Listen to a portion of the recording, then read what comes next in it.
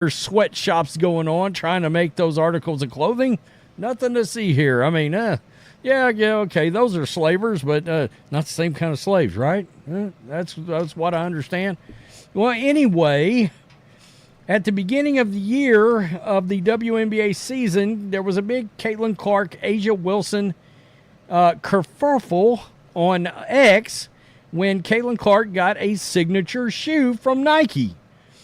And people, the woke fan base. This Nike and Caitlin Clark situation is one of those stories that people kept coming back to for months after it first broke, because the more anyone dug into it, the less sense it made from a pure business standpoint.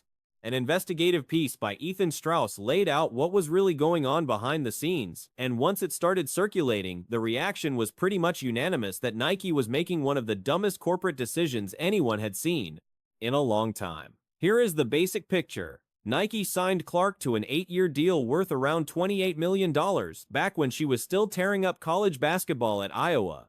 At that point, she was already one of the most recognizable athletes in the country, and her fame only exploded further once she got drafted into the WNBA.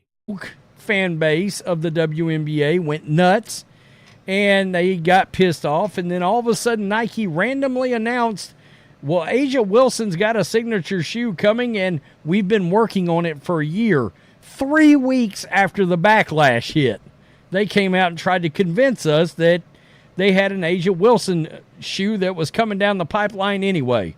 I don't believe it for a second. I believe they caved to people like Jamel Hill. Games featuring Clark were pulling in over 1 million viewers on average, while games without her were sitting around 300,000. That is roughly a 4-to-1 difference, and it is not even close. Stadiums were packed every single time her team played. Kids were showing up in her jersey. Families were making trips across the country just to see her, and the entire league's ticket sales, television deals, and media coverage had been completely reshaped by her arrival. Clark was, by every measurable standard, the biggest draw in women's sports and one of the biggest draws in sports overall. I don't believe it for a second. I believe they caved to people like Jamel Hill, ignited a bunch of woke flames on Twitter, and people tried to tell us exactly how marketable Caitlin Clark and Asia Wilson were, and oh my goodness, Asia Wilson is just as marketable as Caitlin Clark, right? That's what we kept getting told. Well, I did a video yesterday, and we talked about the ratings. Caitlin Clark drew 1.8 million viewers. Asia Wilson drew 461,000. Stop it. It's not even close. So the expectation was that Nike would be all over this. The company had spent years trying to crack into the female customer base, and here was someone who could do exactly that on a massive scale. She already had a signature shoe in the works, which was an exciting moment for women's basketball. But then something weird started happening. Nike was not running commercials for Clark as a professional. There had been a small ad campaign back during her college days at Iowa, but once she hit the WNBA, the marketing machine essentially went quiet. 1,000. Stop it. It's not even close. And that's a difference of basically 4 times the amount of viewership. And that was everybody's point that kept banging the drum saying, Asia Wilson is not marketable, or she would be a household name. I mean, look, national news media entities have not been covering Asia Wilson for years. They've been covering Caitlin Clark this year. You believe that. They've been taking the time. And then, of course, we saw what happened with Caitlin Clark's... The shoe itself kept getting delayed too. Reports indicated that fans who wanted to buy it might not be able to get their hands on it until 2026 or even 2027. For reference, LeBron James was already wearing his own Nike signature shoe during his very first NBA game. The gap between how Nike treated its biggest male stars and how it was handling Clark was impossible to miss. The reason this was all happening came down to Aja Wilson and the backlash that surrounded Clark's shoe deal from the start. With Caitlin Clark's Wilson basketball deal. This was another one that set the wokes off. But Wilson's in Asia's last name. Nobody cares. Nobody cares. Caitlin Clark's Wilson basketball sell out in less than 40 minutes. And so I started looking into what Jason Whitlock had said this morning about the fact that Ethan Strauss had wrote an article, and I had not seen it yet, so I went over to read it, that Nike and all it seems to be sidelining The biggest When Nike first announced Clark was getting a signature shoe, a vocal chunk of the WNBA fanbase lost it. The complaint was that Wilson, who was already considered one of the best players in the league and had been around for years, should have gotten her own shoe first. Clark had not even played a single WNBA game yet, so the optics bothered people. Nike responded about 3 weeks later by announcing that Wilson was getting her own signature shoe too and claimed they had been working on it for a year already. A lot of people did not buy that timeline at all, given how perfectly it lined up with the backlash. Star in sports right now, and I don't want to hear Shohei Ohtani either. I don't want to hear that. All right? When the WNBA Caitlin Clark games are spanking the hell out of baseball games, I just don't want to hear it. All right? So, nothing against baseball. There was a time I was a huge baseball fan, but I just don't watch it anymore. All right? There's nothing that has gripped me to bring me back to the sport. It's been a long-ass time since I... The viewership numbers told the real story about who was actually moving the needle in terms of marketability. Clark's games were drawing around 1.8 million viewers. Wilson's games were pulling in roughly 461,000. The difference was enormous, and it backed up what a lot of people had been saying all along, which was that Clark was the reason the WNBA was suddenly on the national radar in a way it had never been before. Back to the sport. It's been a long-ass time since I watched basketball until this year. Okay, well, Nike has decided, for lack of a better way of putting it, to cut their own throat in the name of DEI. This shouldn't be surprising. Now, the surprising part about this is a lot of these companies have backed out of this. Some of them at record speed after their DEI initiatives came to focus, and there was a ton of backlash, and they backed out. Nevertheless, people... National media outlets had been covering Clark nonstop for over a year. Coverage of Wilson at that same level simply did not exist in the same way. The argument was not that Wilson was not talented, because she clearly was, but talent and marketability are two completely different things, and the numbers were not even in the same ballpark. Clark's Wilson basketball deal also became a flashpoint when it sold out in under 40 minutes. There was a ton of backlash, and they backed out. Nevertheless, companies have course corrected. Nike has not. And I could not believe this when I read this, but I was like, wow, seriously, Nike is, great way of putting it, corporate malpractice. They're committing it right now. So let's get to this. Back when Nike stock was around its all-time high, I wrote a 5,000-word essay on the corporation's awkwardly angry play for... The fact that the brand name happened to be Wilson and shared Clark's last name drove people crazy for a while online, but the actual takeaway was just how fast the product moved. Meanwhile, Nike was sitting on one of the greatest marketing opportunities in sports history and doing almost nothing with it. The Strauss article framed the whole situation as corporate malpractice, and that phrase stuck because it fit. Nike's stock had already been tanking, and the CEO had recently been pushed out. Killed the WNBA media credibility forever. Yes. Oh my goodness.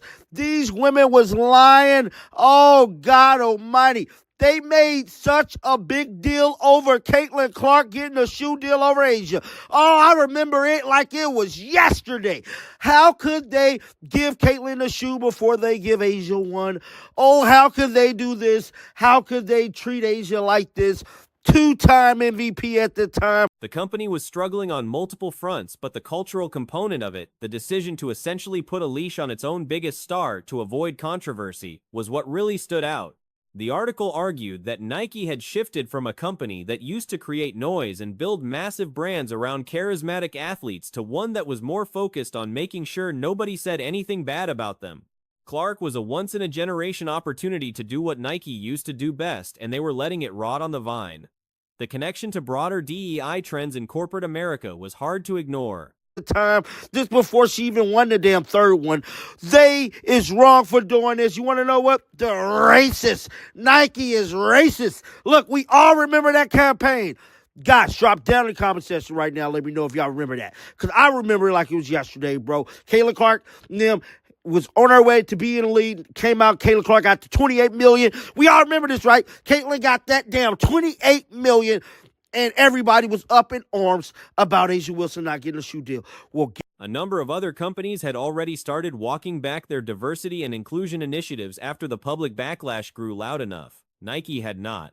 The reporting suggested that the decision to pump the brakes on Clark's marketing was directly tied to not wanting to upset Wilson's supporters or draw more of the racial tension that had been simmering around the league all season. The company was essentially choosing to avoid controversy over making money, and it was costing them in a very visible way. About Asia Wilson not getting a shoe deal. Well, guess what I'm about to tell you. Asia Wilson knew she was getting a shoe for 2 years. Shout out to EP, man. This tweet has since went viral, guys. Let's pull it up right now. He stated, for 2 years, WNBA media went to war over Asia Wilson not having her own shoe. Meanwhile, Asia knew she had her own shoe. Lesson, don't listen to WNBA media, especially the ones who just got here. Wow. I showed it to them. Clark's team was in the WNBA playoffs at this point, and during those games, she was actually wearing Kobe Bryant Nike sneakers on the court instead of her own signature shoe. That image alone said everything there was to say about where things stood. Nike had stumbled into the marketing opportunity of a lifetime, and instead of running with it, they were actively stepping on it because of internal politics and fear of backlash from a segment of fans and media that turned out to be a fraction of the actual audience watching the games. The newer viewers who had shown up specifically because of Clark, who made up the bulk of the ratings surge, those were the people Nike should have been chasing. Oh. I showed it to them, I want to say, literally maybe a day before my jersey retirement. Okay. And they were like stunned, like, and then I think my mom was like, yep, of course, I knew it was going to be pink. Like, they all knew they had to do something with pink, but they were just so happy. My dad, I think he was holding back tears. He does this thing with his lips where he was like, he tries to hold him back. He did that. And it was just a, like, happy moment for the Wilson family, and I was just so appreciative to have them. And they got their pair, so that's when it really kind of seeped in and like. Instead, the company was catering to the exact opposite crowd, and it was showing up everywhere from their stock price to their silence on one of the most bankable athletes on the planet. Looking back at the whole Nike and Caitlin Clark situation, it turned out to be one of the more baffling corporate decisions to come out of the sports world in recent memory. The story had been simmering for a while before it really blew up, but once Ethan Strauss put together that deep breakdown and people like Jason Whitlock started amplifying it, the whole thing went from a quiet grumble to a full-blown conversation overnight. Here is the basic setup. Seeped in and like they could see it in their size, so you know they love on the shoe. My dad's like, what are the other colorways? I was like, all right, calm down, you're gonna get your pair.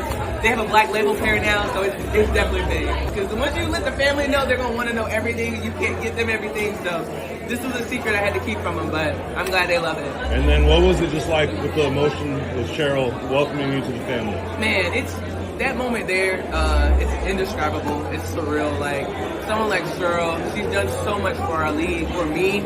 Nike locked Caitlin Clark into an 8-year deal worth around $28 million. On paper, that sounds like a massive commitment to the biggest star in women's basketball, but the actual follow-through told a completely different story. When Clark was tearing up the NCAA and breaking every record in sight, Nike ran one ad tied to her time at Iowa. Girl, she's done so much for our league, for me. So to share that moment with her is truly powerful, and I'm glad that I can make her happy. Like, everyone that laid the foundation down for me to be where I am today, like, this is who this shoe is for. So appreciative, and yeah, I'm just happy that now she gets her pair. Now, guys, that was Asia Wilson speaking at this shoe event, and what's crazy is that they try to throw Caitlin Clark under the bus for like the last year and a half over this damn Asia Wilson got a shoe. And kind of find out Asia Ben knew she was getting a shoe. And there's more to the story too, guys. I'm still investigating it. But let's play this clip from earlier. It barely got pushed anywhere. Once she hit the WNBA, there were 0 commercials featuring her as a professional. 0. She was out there playing in the playoffs, wearing Kobe sneakers, not her own signature brand, not anything tied to the deal that was supposed to be building a brand around her. But let's play this clip from earlier that kind of really broke the hump on a camel's back. Roll the footage. And I'm done talking. We'll just react to it as we go. So y'all can record this. You cannot record it. But the biggest thing I want everybody to hear me say right now, it's about fucking time. Yeah. That's right. You can bleep that if you want. But it is. I feel so lucky to be a part of the Nike basketball family. And her actual signature shoe was not scheduled to drop until somewhere between 2026 and 2027. For reference, LeBron James was in his own sneakers on the very first night he played in the NBA. The comparison was not even close. The timeline of events made the whole thing look even worse when you put it all together. Part of the Nike basketball family for more than 30 years now. And I love to see how the brand continues to champion women's basketball and athletes who play it.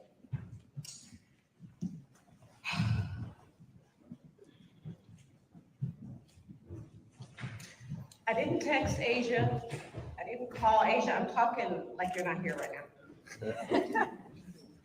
When the announcement came out and just... Clark gets her signature shoe announcement, and a chunk of the existing WNBA fanbase loses it. The backlash is loud and immediate. People argue that A.J. Wilson, who had been in the league for years and was considered one of the best players on the planet, should have gotten that kind of treatment long before Clark ever stepped foot in the league. Then, roughly 3 weeks after the noise peaked, Nike comes out and says Wilson has a signature shoe in the works too and that they had been developing it for about a year already.